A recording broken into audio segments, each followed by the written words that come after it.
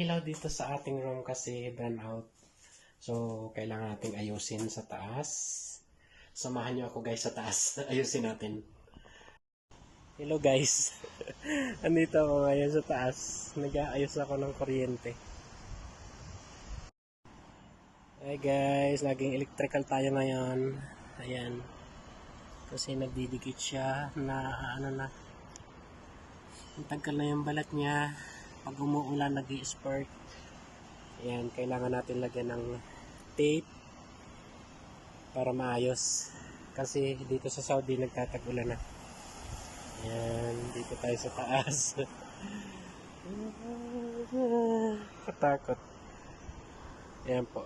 Sana maging maayos na. Kasi nagdidikit siya eh. Ayan. Tagal na yung ano niya.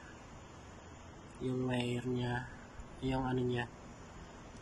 Balat niya. Ayan. Lagyan lang natin ng tape mga guys. Ayan guys. Oh, sobrang nag-ano na siya. Wala. Tatag ano yung laman niya. Kaya kapag umuulan, nag-i-spark siya oh. Nawawalan kami ng kuryente.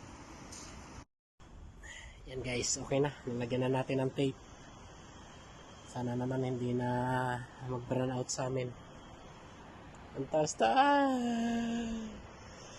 Dito ako sa taas.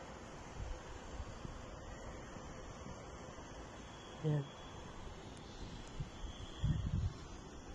Sana okay na. Ayan guys, i-on na natin kung okay na. Punta tayo dun sa ano. Ayan, dito sa electric box. Ayan, buksan natin. Ayan guys. Ibaba mo natin dito. Ayan, tapos sa pa. Ayan. Tapos, sakailan natin taas. Ayan. Isa pa. Okay. Ayan. Okay na siya. Okay na. May ilaw na ulit. Ayan.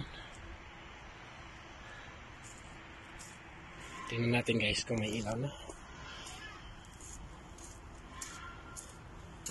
Okay na? May ilaw na?